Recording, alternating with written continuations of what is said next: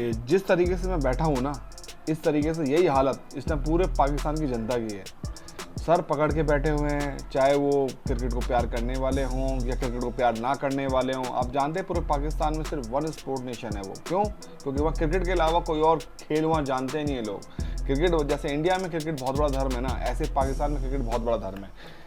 मैं हूं संजय सिंह और स्वागत है आपका स्पोर्ट्स 360 स्काई में। आज मैं बात करूंगा पाकिस्तान क्रिकेट में मची हुई उथल पुथल के बारे में, जिसकी वजह से पूरे पाकिस्तान की क्रिकेट लगभग तबाह हो चुकी है। और जिस तरीके से पाकिस्तान क्रिकेट आगे के मैचेस खेलते आ रही है, पिछले मैचेस जो उन्होंने खेले हैं सब में जिस तरीके परफॉर्म किया है, और उस तरीके से पूरे उन्होंने अपने पाकिस्तानी कौम को नाराज भी किया और शर्मसार भी किया।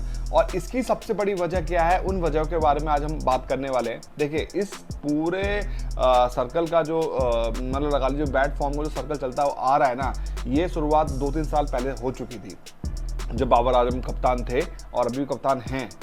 अब 2-3 साल से हो क्या रहा है कि पूरे पाकिस्तान क्रिकेट में ना 2 गुट बन चुके हैं। एक गुट शाहीन शाह अफरीदी का और एक गुट बाबर आजम का। कहा तो ये भी जा रहा है कि जिस तरीके का ग्राउंड के अंदर जो आपस में लोगों का बिहेवियर है ना, वो भी बिल्कुल ऐसा नहीं है कि जो पूरे टीम में कोऑर्डिनेशन को नहीं दिखाता। क्योंकि देखिए, एक टीम क्या होती है, एक टीम वो होती है जो आपस में कोऑर्डिनेट बना के चलती है। प्लेयर अपनी अच्छाइयाँ बुराइयाँ और अपना स्ट्रेंथ और वीकनेस दोनों जानते हैं एक दूसरे के। लेकिन पूरे पाकिस्तान क्रिकेट में ऐसा कुछ भी नहीं हो रखा। पाकिस्तान में बाबर आजम के जो 7-8 दोस्तों का जो उन्होंने अपने एक चिलगोजों का जो ग्रुप बना रखा है वो अलग है। शाहीन शाह अफरीदी ने उन्होंने 5-6 प्लेयरों को जो अपना एक अलग से ग्रुप बना रखा है। मतलब समझ लीजिए आपस में इस तरह का टकराव है कि कोई भी आपस में जो इनका कोऑर्डिनेशन होता है उसमें साफ साफ मतभेद दिखे गए हैं। और इसी वजह से ये पाकिस्तान की जो हालत आज के टाइम पे हो रखी है ना, इसकी क्रिकेट की दुर्गति जो मची हुई है, इसके पीछे इसी वजह का गुटबाजी का ही सारा रोल रहा है। आप सोचिए, इन सब गुटबाजी का सबसे बड़ा एग्जांपल कौन है? शादाब खान।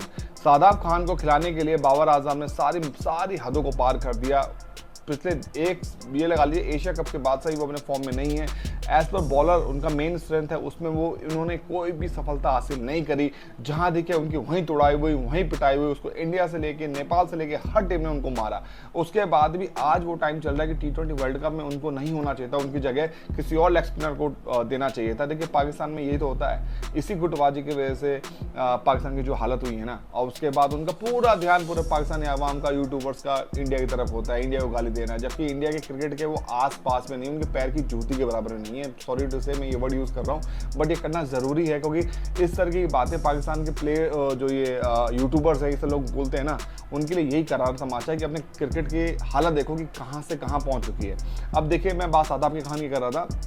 पिछले वर्ल्ड कप में भी आपने देखा, ओडीआई के वर्ल्ड कप में जो इंडिया में हुआ उसमें भी उन्होंने ना पैथेटिक परफॉर्म किया। कुछ एक प्ले इफ्तिकार अहमद हो गए, 66 मैच खेल चुका है वो चाचा, जो पाकिस्तान में उनको चाचा बोला जाता है, जिससे मेरे ख्याल से तो उनकी उम्र 45 साल से ऊपर ही होगी जिस तरह की उनकी हालत है। और उनका भी 66 मैचेस में एक भी ऐसा मैच नहीं जिन्होंने मैच जिताया, फिर भी उनको कंटिन्यू कर रहे हैं। आजम खान को उन्होंने कंटिन्यू करा। फ़खर जमान को ऊपर ना खिला के आप उनको क्या नाम है, उनको ओपन कराना चाहिए। अगर वो ओपन नहीं करते तो उनको टीम से ड्रॉप करना चाहिए था, उन्होंने नहीं किया। क्यों? दोस्ती यारी के चक्कर में। शादाब खान को इस वर्ल्ड कप में होना ही नहीं चाहिए था, बट उनका जो स्ट्रेंथ जो लेग स्पिन था उनको हटा के उनको एज ए बैट्समैन खिलाया गया। पिछले मैच में भी इंडिया के अगेंस्ट उनको बॉल नहीं डलवाया। अब देखिए ना, अगर अपने मेन स्पिनर से आप बॉल नहीं डलवाएंगे तो किस तरीके से आप मैच जीतेंगे? जबकि न्यूयॉर्क का विकेट आपको जानते फंसा हुआ होता है, फिर भी उन्होंने वहाँ नहीं डलवाया। क्यों? क्योंकि उनको डर था कि वहाँ पिट ना जाए, क्योंकि इस तरीके का उनका फॉर्म चल रहा है। ये जो गुटबाजी है, इसी गुटबाजी के चक्कर में पूरे पाकिस्तानी क्रिकेट उथल पुथल हो चुकी है। और जहाँ तक अब लग रहा है वैसे भी वो T20 वर्ल्ड कप से बाहर हो चुके हैं। आगे जाके ये भी हो सकता है कि जो PCB के प्रेसिडेंट हैं, उन्होंने मोहसिन नकवी, उन्होंने एक फैसला भी किया है कि पूरी जो क्रिकेट स्ट्रक्चर है ना भी उनका, उसका पूरा वो कह रहे हैं कि नए पूरा एक मेन सर्जरी करने की बात कर रहे हैं। अब देखना होगा कि किस तरह की सर्जरी की बात कर रहे हैं, कि बाबर आजम को कप्तानी से हटाया जाएगा या किसी और प्लेयर को कप्तान बनाया जाएगा। बहरहाल ये आगे की बात है। और इस गुटबाजी से किस तरीके से पाकिस्तान जो आपका PCB है वो किस तरीके से निपटेगा, ये बहरहाल देखने वाली बात होगी। लेकिन जो गुटबाजी के चक्कर में पाकिस्तान की जो आज हालत हुई है ना, जबकि T20 में उनका बहुत अच्छा रिकॉर्ड है।